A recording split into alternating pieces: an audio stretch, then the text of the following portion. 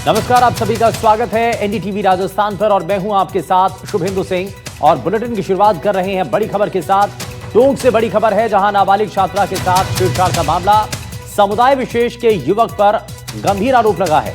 छात्रा ने कोचिंग में युवक की शिकायत की और शिकायत पर कोचिंग स्टाफ ने युवक को नसीहत दी है। नसीहत देना कोचिंग स्टाफ को भारी पड़ गया। विरोध करने पर कोचिंग में घुस करके मारपीट की है। मारपीट को लेकर हिंदू संगठनों में रोष है, नाराजगी है और पुलिस से सख्त कार्रवाई की मांग की गई है। तो फिलहाल मारपीट को लेकर के लोगों में नाराजगी है। और आपको बताएं कि नाबालिग छात्रा के साथ छेड़छाड़ का मामला है, जिसमें समुदाय विशेष के युवक पर ही आरोप लग रहा है। ये एक नाबालिग बच्ची थी जो यहाँ कोचिंग में पढ़ने के लिए आती थी। वो जो अपने घर को जा रही थी तो उसको रोज़ लगभग 10-15 दिन से कुछ लड़के जो हैं उसको साथ छेड़खानी कर रहे थे, उसका पीछा कर रहे थे, उसके घर तक जा रहे थे। बच्ची ने परेशान होकर के और अपने जो कोचिंग इंस्टीट्यूट के जो संचालक हैं उनको आकर के बताया कि ऐसा ऐसा मेरे साथ, मैं जब घर से निकलती हूँ या कोचिंग के लिए आती हूँ जाती हूँ तो मेरा ऐसा कुछ लोग पीछा करते हैं। तो जब वो इंस्टीट्यूट वालों ने जब आज उनका पीछा किया उसके टेम्पो का, और उन्होंने देखा कि वास्तव में वो लड़के उनका पीछा करते हैं, और उन्होंने जब उसको टोका तो उन लोगों ने एक साथ 10-20 लोग इकट्ठे होकर के और बलवे के रूप में आए और आकर के संस्थान के अंदर घुस करके उन्होंने संस्थान के संचालक और यहाँ जो काम करने वाले कर्मचारी थे उनको खींच करके बाहर लेकर आए, उनके साथ मारपीट करी, उनके हाथ पैर तोड़ दिए, सर फोड़ दिया। ऐसी घटना हुई है। तो और वो जो लड़के हैं वो बाड़ा गाँव के रहने वाले हैं। नेहरू नगर में एक कोचिंग सेंटर है, उसके संचालक के साथ मारपीट की कोई सूचना आई थी, उसमें हम लोग आए हैं। अभी यहाँ आके हम लोग जानकारी जुटा रहे हैं और उसके बाद जैसी भी रिपोर्ट आएगी उसके हिसाब से कार्रवाई करेंगे। यहाँ कोई संचालक के साथ मारपीट का मैटर बताया गया है। कोई तोड़फोड़ भी हुई है यहाँ पर? तोड़फोड़ का तो अभी जानकारी नहीं आई, मारपीट की बताई गई है। और अगर तोड़फोड़ का होगा तो बिल्कुल उनसे बातचीत करेंगे और जो जैसी भी कोई रिपोर्ट आएगी उसके हिसाब से कार्रवाई करेंगे। और झुंझुनू से बड़ी खबर है, जहां दिव्यांग ने इच्छा मृत्यु मांगी है और अपनी मां और खुद के लिए इच्छा मृत्यु की मांग की गई है। दबंग पड़ोसियों की दबंगई से दिव्यांग परेशान है। घर और खेत का रास्ता पड़ोसियों ने बंद कर दिया है। उपखंड अधिकारी ने रास्ता देने का आदेश दिया था और आदेश के बावजूद भी पड़ोसियों ने रास्ता नहीं दिया है।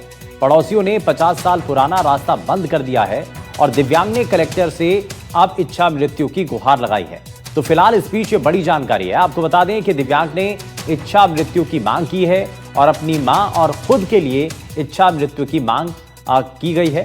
दबंग पड़ोसियों की दबंगई से दिव्यांग बेहद परेशान है और इसमें घर और खेत का रास्ता पड़ोसियों ने बंद कर दिया। उपखंड अधिकारी ने रास्ता देने का आदेश दिया था और इस आदेश के बावजूद भी पड़ोसियों ने रास्ता नहीं दिया और पड़ोसियों ने 50 साल पुराना ये रास्ता बंद कर रखा है। दिव्यांग ने कलेक्टर से इच्छा मृत्यु की अब गुहार लगाई है। इम्तियाज अली हमारे संवाददाता जुड़ गए। इम्तियाज, बताइए क्या ये मामला है और इच्छा मृत्यु की मांग की जा रही है, इसके पीछे की वजह? देखिए, भले ही सरकार हो या फिर प्रशासन हो, बड़े बड़े दावे कर रहे हैं कि जो रास्ता खोलो अभियान चल रहा है उसमें हमने उपलब्धि हासिल की है, लेकिन झुंझुनू में एक ऐसा मामला है जहां एक दिव्यांग को सीढ़ियों से चढ़कर कलेक्टर के ऑफिस के सामने जाना पड़ रहा है, यानी कि कलेक्टर के सामने जाना पड़ रहा है और वहां जाकर लिखित में अपनी इच्छा मृत्यु है वो मांगनी पड़ रही है। ये मामला पूरा झुंझुनू जिले के ग्राम पंचायत दुर्जनपुरा का है, जहाँ पर झुंझुनू तहसील लगती है और उनका जो खसरा नंबर है वो 59 है। उन्होंने बताया कि मेरा जो घर है वो ढानियों में होकर गुजरता है, वहाँ जो आगे पड़ोसी लगते हैं वो दबंगई करते हैं और ये रास्ता है वो कटानशुदा है, क्योंकि एसडीएम ने बाकायदा कागज है उनको दिए हुए हैं कटान रास्ता का, लेकिन उसके बावजूद तहसीलदार और पटवारी पर आरोप लगाया है कि वो मिली भगत किए हुए हैं और मेरा रास्ता है वो खुलवाने में मेरी मदद नहीं कर रहे हैं। इससे मैं हार कर अब मेरे पास कोई रास्ता नहीं बचा है, क्योंकि मेरा पिता है उसका देहांत हो चुका है और मेरी जो बुजुर्ग माता है वो 75 साल की हो चुकी है। तो अब मेरे आगे पीछे कोई नहीं है, इसलिए मुझे मृत्यु इच्छा की अनुमति दी जाए। फिलहाल जिला यानी कि रास्ता जो है बंद कर दिया गया और इसको लेकर के जब सुनवाई नहीं हो रही है तो अब ऐसे में आकर के इच्छा मृत्यु की मांग की गई है। खैर, बहुत शुक्रिया इम्तियाज इस पर जानकारी के लिए। इच्छा मृत्यु की मांग करिए। रमेश तहसीलदार बोले रोज रोज क्यों आता है, मेरी इच्छा होगी तब करूँगा।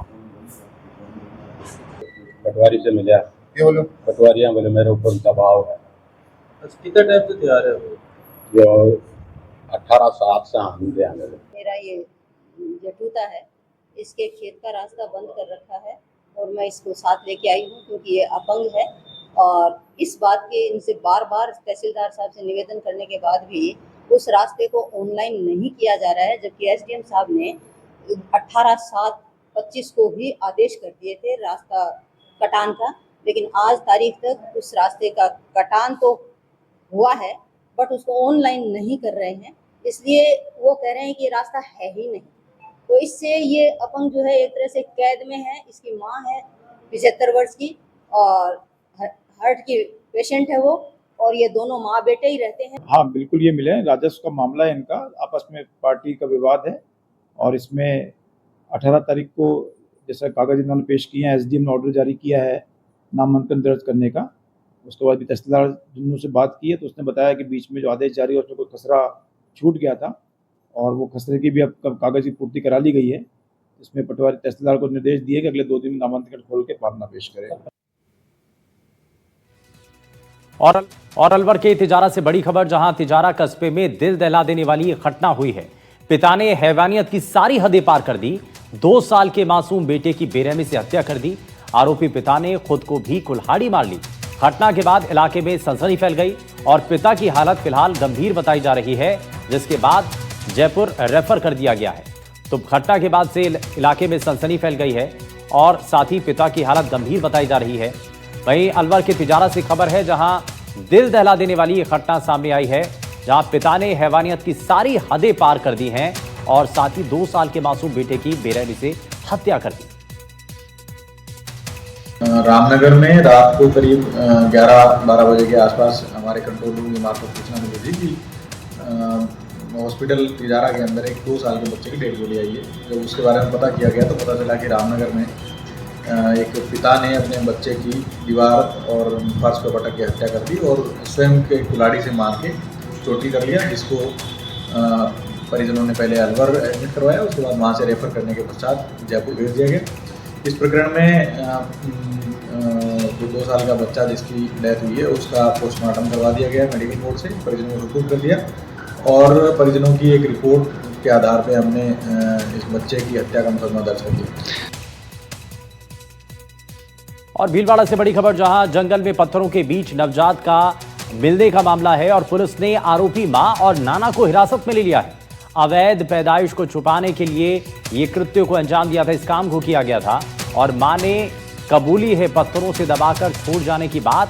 पुलिस अब दोनों के डीएनए टेस्ट कराएगी और मां ने अपने मासूम को जंगल में छोड़ा था।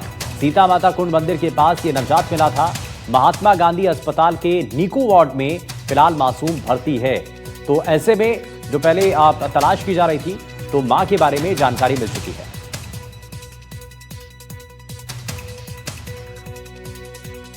मांडलगढ़ थाने में 2 दिन पहले जो एक मामला आया था, इसमें नवजात शिशु को लावारिस छोड़कर कुछ व्यक्ति चले गए थे, इस पे मुकदमा दर्ज हुआ था। उसमें पुलिस ने गहनता से अनुसंधान किया है और मानवीय सूचना और टेक्निकल इंटेलिजेंस से हमने एक संदिग्ध महिला को डिटेन किया है, जिससे पूछताछ अभी हम लोग कर रहे हैं। प्रारंभिक सूचना के अनुसार जो महिला है वो बालिग है और उसके किसी बालिग पुरुष से कोई संबंध की बात आई है, जिसके अनुरूप जिसके कारण ये जो बच्चा है, जो शिशु है, वो उत्पन्न हुआ और उसे इन्होंने लावारिस स्थिति में छोड़ा है और इसमें जो अग्रिम कानूनी कार्रवाई है इस महिला के खिलाफ किया जा रहा है। और राजस्थान में किसकी सेंधमारी बूंदी से पाकिस्तानी नागरिक पकड़ा गया है और युवक के पास से नकदी और यूरो बरामद किया गया है। 1920 यूरो और 46,000 रुपए बरामद किए गए हैं। आधा दर्जन से ज्यादा रेल टिकट मिले हैं उसके पास। खुफिया एजेंसी फिलहाल युवक से पूछताछ कर रही है और जैसलमेर से पाक जासूस को गिरफ्तार किया जा चुका है। ऑपरेशन सिंदूर के दौरान खुफिया जानकारी भेजी गई थी और सोशल मीडिया के जरिए ये दरअसल आईएसआई के संपर्क में आया था और उसके बाद कई महत्वपूर्ण जानकारी सीमा पार तक पहुंचाई गई थी। लेकिन ये इस बीच एक बड़ी जानकारी मिल रही है कि युवक के पास से कई रेल टिकट मिली हैं और साथ ही युवक के पास नकदी और यूरो भी बरामद हुआ है।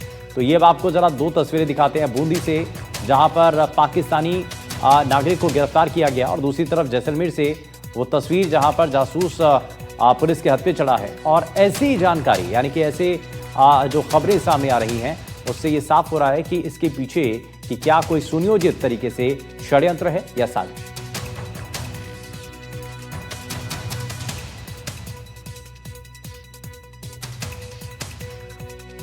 बूंदी पुलिस ने बड़ी कार्रवाई को अंजाम दिया है। दरअसल बूंदी के केशवराय पाटन में ट्रेन से चलते हुए एक यात्री गिर गया था। यात्री को जब होश आया और उसने पुलिस को यह बताया कि वह पाकिस्तानी नागरिक है तो बूंदी पुलिस में हड़कंप मच गया। फिलहाल पुलिस ने जो है कोटा की सीआईडी सीपी को युवक को सौंप दिया है, वह पूछताछ कर रही है।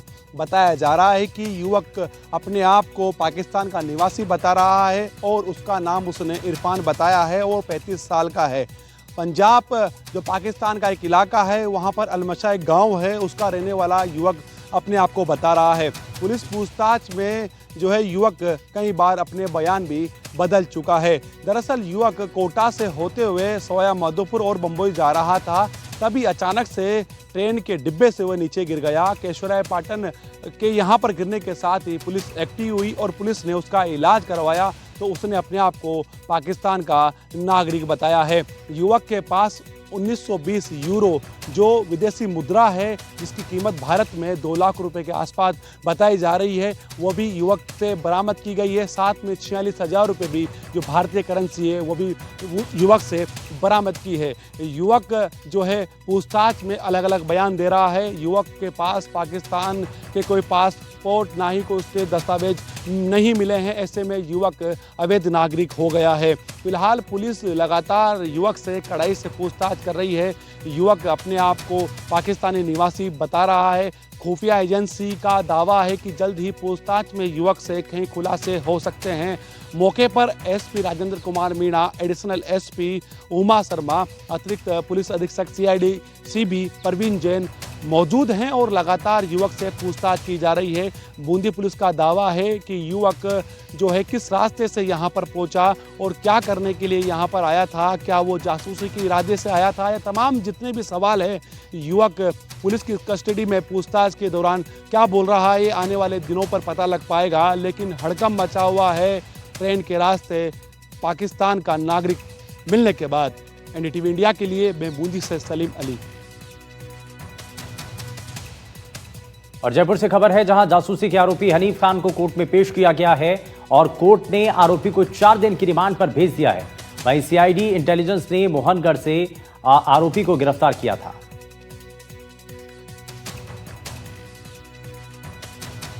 देखिए, अभी बताया मैंने कि ऑपरेशन सिंदूर के टाइम से ही काफ़ी आईएसआई एजेंट्स हैं जो कि पाकिस्तान के हैं और कई उनसे कनेक्टेड लोग भी हैं, वो एक्टिव हो गए थे।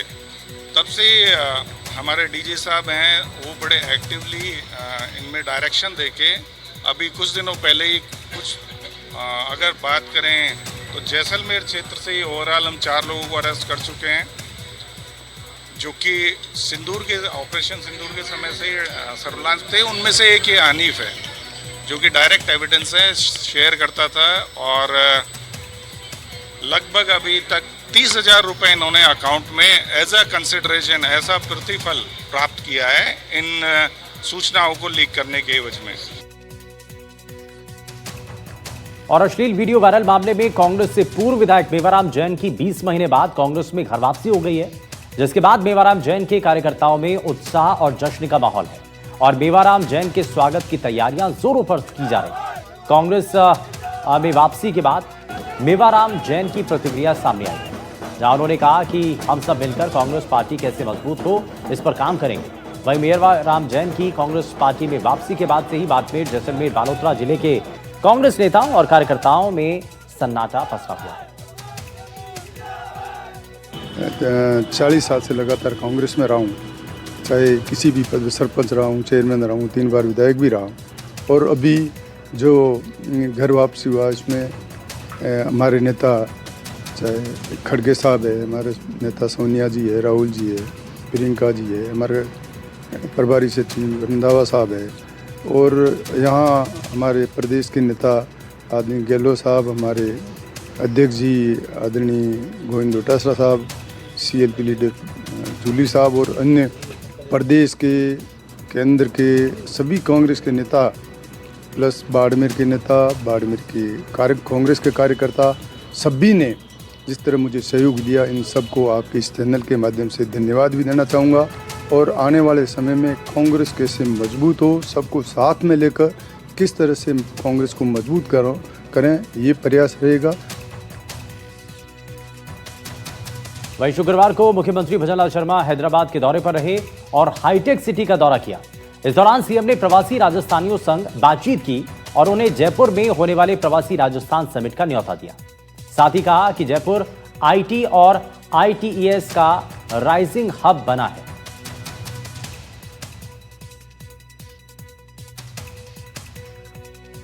वहीं हैदराबाद पहुंचे मुख्यमंत्री भजनलाल शर्मा, जहां मुख्यमंत्री ने हैदराबाद में आयोजित प्रवासी राजस्थानी सम्मेलन को संबोधित किया। वहां उपस्थित सभी प्रवासी बंधुओं को राइजिंग राजस्थान के तहत आगामी 10 दिसंबर को जयपुर में आयोजित होने वाले प्रवासी राजस्थान दिवस में सम्मिलित होने के लिए आमंत्रित किया। प्रवासी राजस्थानियों से संवाद में सीएम ने कहा कि सरकार ने आते ही पहला काम पानी को लेकर किया। पहली कैबिनेट में पानी को प्राथमिकता दी। पिछले 2 साल में पानी को लेकर किए गए कामों को ऐतिहासिक बताया। साथ ही कहा कि बिजली को लेकर के भी काम लगातार जारी है। पिछले साल राजस्थान के अंदर राइजिंग राजस्थान इन्वेस्टमेंट समिट हुआ था। उसमें प्रवासी भाइयों का बहुत बड़ा योगदान है। अभी हमने निर्णय किया था पिछले राइजिंग राजस्थान में कि हम प्रवासी दिवस 10 दिसंबर को हमेशा राजस्थान के अंदर मनाएंगे। इसमें सभी प्रवासी भाई हैं, उनको हम उस दिन बुलाएंगे।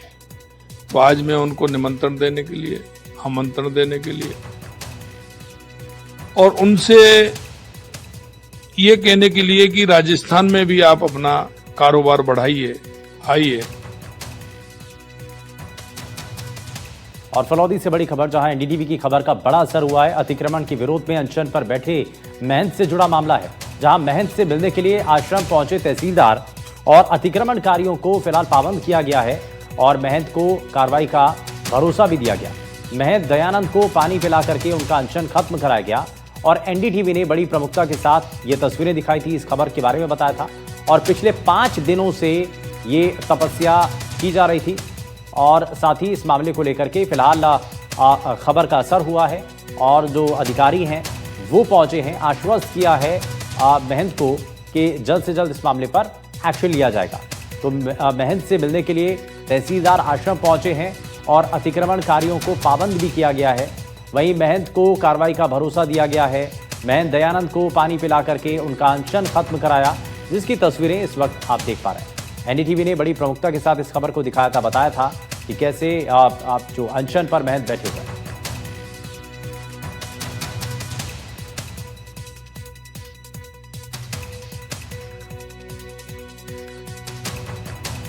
नारे, पोस्टर और विवाद, देश के कई कोनों में इन दिनों धर्म पर पोस्टर वॉर का दौर दिखाई दे रहा है। एक तरफ आई लव मोहम्मद तो दूसरी तरफ आई लव महाकाल के पोस्टर, और अब यही मुद्दा बन गया है सड़क से लेकर सियासत तक की जंग का, यूपी से लेकर राजस्थान तक।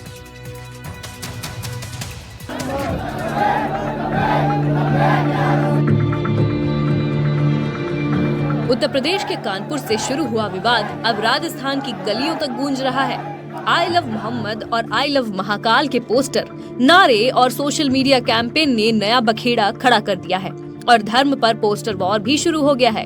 एक ओर धार्मिक भावनाओं की दुहाई दी जा रही है तो दूसरी ओर आरोप है कि ये सब माहौल बिगाड़ने और राजनीति चमकाने की कोशिश है। अजमेर के ख्वाजा गरीब नवाज की दरगाह में उठे आई लव मोहम्मद विवाद पर जायरीन ने साफ कहा कि इस नारे से किसी को आपत्ति नहीं होनी चाहिए। इसे आस्था से जुड़ा बताते हुए विवाद को उन्होंने बेवजह बताया। जो बैनर पोस्टर लगाए थे ये छाक है और आई लव मोहम्मद जो मोहम्मद साहब है, हम जिनको मानते हुए हमारी पूरी जिंदगी उनके लिए निछावर है। अगर उनके बारे में इंसान अगर पढ़ ले तो अपना इतिहास बदल देगा।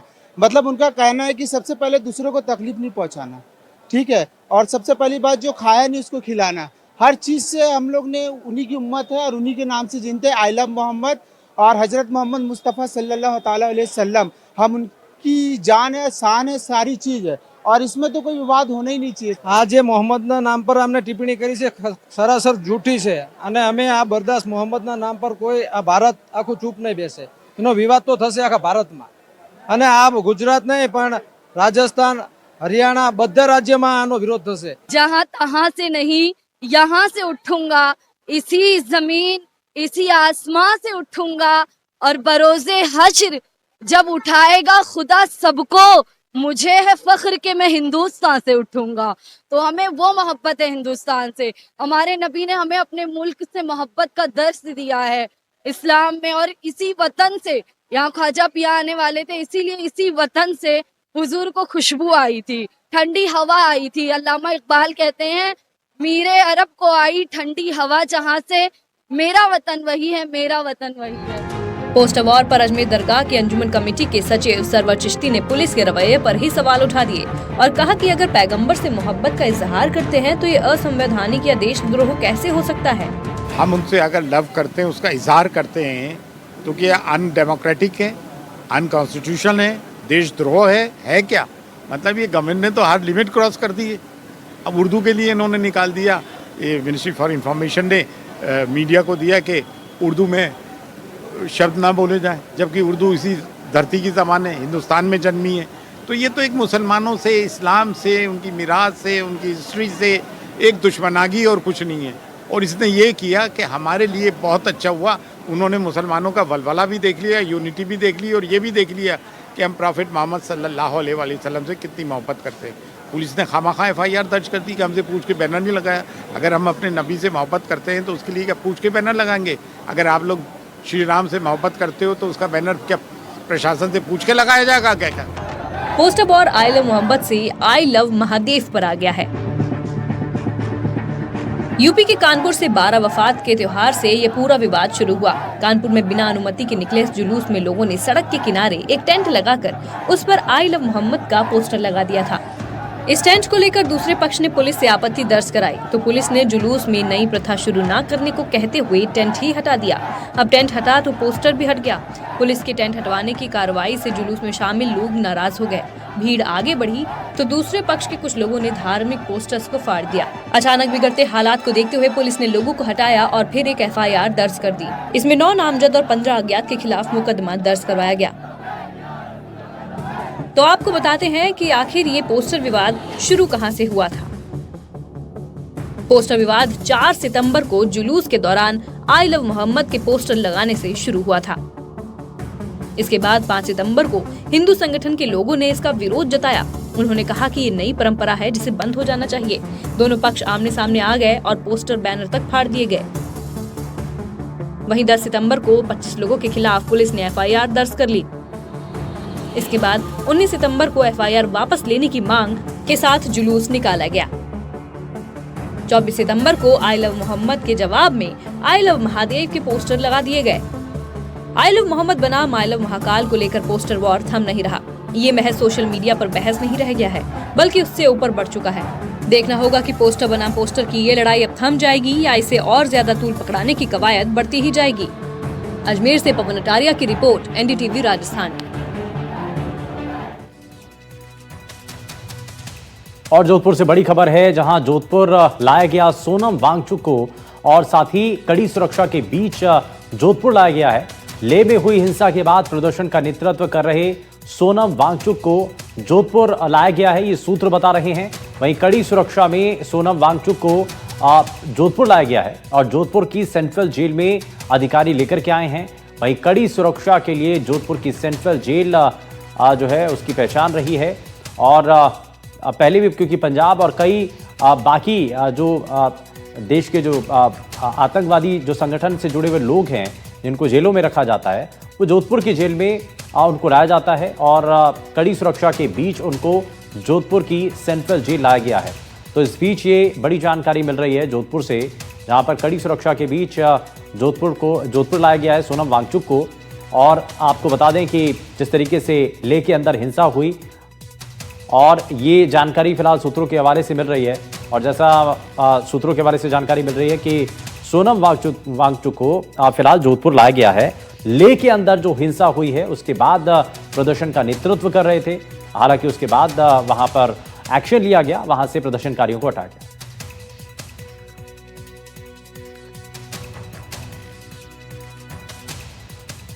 तो फिलहाल जोधपुर लाया गया है सोनम वांगचुक को, और इससे जुड़ी क्या जानकारी है जरा ये अपडेट ले लेते हैं। हमारे सहयोगी हमारे साथ जुड़ गए हैं अरुण हर्ष। अरुण का जरा रुख कर लेते हैं। अरुण जरा थोड़ा सा बताइए इसके बारे में कि अभी इससे जुड़ी क्या जानकारी है और कोई अधिकारी अभी आधिकारिक तौर पर इसकी कोई पुष्टि हो पाई है? देखिए, अगर बात की जाए पुष्टि, कोई भी अधिकारी इस मामले में बोलने को तैयार नहीं है, क्योंकि ये राष्ट्रीय सुरक्षा से जुड़ा हुआ मामला है। लेकिन निश्चित रूप से हमारे जो सूत्र है उन्होंने कंफर्मेशन किया है, सोनम वांगचुक को लाया गया है। ये वही जेल है, आप मेरे पीछे देख सकते हैं। अभी भी जो है पुलिस के आला अधिकारी है जो जेल के अंदर है, और निश्चित रूप से कह सकते हैं जोधपुर की जेल तिहाड़ के बाद में अगर सबसे सुरक्षित जेल मानी जाती है। और इससे पूर्व में भी जब जी निश्चित रूप से आज जो एयरबेस पर जो है फ्लाइट से लाया गया था, सबसे बड़ी बात यह है कि एयरबेस की जो फ्लाइट है उस फ्लाइट से जो लेकर आया गया था, और फ्लाइट में लाने के साथ 15 गाड़ियां जी वो सुरक्षा में लगी हुई थी। और साथ ही साथ अगर बात की जाए उसके साथ साथ पुलिस कमिश्नर खुद इस मामले को लीड कर रहे थे, और इस बात को पूरी तरह से गोपनीय रखा गया था। लेकिन कह सकते हैं अब से कुछ देर पहले आप तस्वीर हम देख सकते हैं कि बख्तरबंद गाड़ी में जो है सोनम वांगचुक को लाया गया है, और अभी भी अंदर की जो कार्रवाई है चल रही है। पुलिस कमिश्नर अभी भी जेल में है। कह सकते हैं कि एक बड़ा जो जोधपुर के लिए या नेशनल सिक्योरिटी को लेकर अधिकारी इस बारे में बोलने को तैयार नहीं है, लेकिन सोनम वांगचुक को लाया गया है, ये हमारे सूत्र पूरी पुष्टि कर रहे हैं। अभी कितने दिन और रखा जाएगा, कुछ ऐसा कुछ अभी जानकारी मिल रही है? देखिए, अभी इसकी कोई भी जो है जानकारी बाहर नहीं आने दे रहे, क्योंकि अधिकारी सुरक्षा से जुड़ा हुआ मामला है, इसलिए इस बारे में कोई भी मुंह खोलने को तैयार नहीं है। लेकिन निश्चित रूप से कह सकते हैं जिस तरह से गिरफ्तारी हुई थी उसके बाद में जो है सुरक्षा एजेंसियां सारी अलर्ट मोड पे थी, और अब से कुछ ही देर बाद जिस तरह से आप देखिए जोधपुर सेंट्रल जेल है, अभी भी अधिकारी अंदर है, और जो कह सकते हैं जो कार्रवाई होती है। अब से कुछ देर पहले कैदियों को रिहा किया गया था, उससे पहले यहाँ पूरा जो है जेल के बाहर लोगों की काफी भीड़ थी, लेकिन पुलिस ने उन सबको हटा दिया। उसके बाद में जो कह सकते हैं एयरबेस से जो उसको यहाँ लेकर आए बख्तरबंद गाड़ी में, और निश्चित रूप से कह सकते हैं अब जेल की सुरक्षा और ज्यादा बड़ी कड़ी कर दी है। और इससे पहले भी जिस तरह से जो है जोधपुर जेल का नाम जिस तरह से कह सकते हैं कड़ी सुरक्षा में आता है, और निश्चित रूप से आज जब ये वांगचुक को लाया गया है तो अब कह सकते हैं सुरक्षा और कड़ी कर दी गई है। हम लोग भी जेल के बाहर ही है, आमतौर पर हम जेल के अंदर जा सकते हैं, लेकिन आज का जो हालत है उसमें हम जेल में नहीं जा रहे क्योंकि सुरक्षा की इजाजत नहीं है। लेकिन कह सकते हैं तो सोनम वांगचुक को लाया गया, हमारे सोर्स ये बता रहे हैं कि यहाँ पर जो है सोनम वांगचुक को लाया गया है। और अब देखना ये है इस बारे में अधिकारी कब इस बारे में बताते, क्योंकि नेशनल सुरक्षा से जुड़ा हुआ मामला है, इसलिए अधिकारी बोलने को तैयार नहीं है। लेकिन निश्चित रूप से कह सकते हैं कि अब से कुछ देर पहले यहाँ कड़ी सुरक्षा में जो है सोनम वांगचुक को लाया गया है। और आसपास अभी जरा तस्वीरें भी हम देखेंगे अरुण, थोड़ा सा अगर आप दिखा पाएं, और क्या हलचल थी उस वक्त, क्योंकि अभी आप जेल के बाहर ही हैं। तो जब सोनम को लेकर के आए थे, वांगचुक को लेकर के आए थे, तो वहां पर सिक्योरिटी बहुत ज्यादा टाइट कर दी, जैसा आप बता भी रहे हैं कि पहले तो थोड़ा जा भी सकते थे, लेकिन अभी फिलहाल बहुत ज्यादा सिक्योरिटी टाइट है। ये आई गाड़ी ये देखिए, अगर बात की जाए, आप देखिए अभी भी जो है अधिकारियों की गाड़ी आ रही है। निश्चित रूप से आप कह सकते हैं, हालांकि ये दूसरे अन्य कैदी है जो यहाँ से लेकर आया जा रहा है, लेकिन आमतौर पर जो है 7 बजे पहले ले आया जा सकता है। लेकिन अभी जो है कुछ और कैदियों को लाया गया है, 2 गाड़ियाँ है, उच्च अधिकारी की गाड़ी है पीछे, तो इसका मतलब कोई न कोई इसमें भी कोई ऐसा कैदी हो सकता है, लेकिन इसमें हम कह नहीं सकते। लेकिन इससे पहले जो काफिला आया था उस काफिले में निश्चित रूप से कह सकते हैं कि सोनम वांगचुक को लाया गया था, एयरबेस स्टेशन से लाया गया था, एयरपोर्ट बंद हो चुका था, और चूंकि राष्ट्रीय सुरक्षा से जुड़ा हुआ मामला होने के कारण से कोई भी अधिकारी इस बारे में बोलने को तैयार नहीं थे। और निश्चित तौर से कह सकते हैं कि जिस तरह से जो हरकतें चल रही थी और जिस तरह से हलचल थी, उसको लेकर यह कयास लगाया जा रहा था कि किसी सुरक्षित जेल में जो है वांगचुक को भेजा जाएगा, और निश्चित तौर से कुछ देर पहले उसको यहाँ लाया गया है। और हम अपने दर्शकों को बता दें कि जिस तरीके से ले के अंदर वो जो हिंसा हुई थी और जो तस्वीरें सामने आई थी और एक लंबा प्रोटेस्ट चला था, उसको लेकर के ज़रूर वहाँ पर सवाल उठे थे, और उसके बाद ये कहा गया था कि कार्रवाई इस मामले को लेकर के देखी जा सकती है। और जैसे कि अरुण लगातार बता रहे हैं, और जेल के बाहर ही इस वक्त मौजूद हैं, जोधपुर जेल के बाहर, और वहाँ पर फिलहाल बहुत सिक्योरिटी टाइट है, स्थिति बहुत ज़्यादा वहाँ पर बहुत ज़्यादा सेंसिटिव बनी हुई है। और लगातार ये आपको ज़रा तस्वीरें दिखा रहे हैं। वापस से अरुण का रुख कर लेते हैं। अरुण, अभी वहाँ पर अमूमन क्योंकि इस समय तक तो ज़्यादा हलचल होती नहीं है, लेकिन आज ज़्यादा वहाँ पर फ्रिक्वेंट तौर पर, जैसा अभी इससे पहले आप तस्वीरों में भी दिखा रहे थे कि वहाँ पर पुलिस की गाड़ी आई और वहाँ पर जो है जो स्टाफ होगा वो जाहिर तौर पर होगा, तो अमूमन इस समय पर थोड़ा सा ये मूवमेंट थोड़ा कम रहता होगा जो आज दिखाई दे रहा है।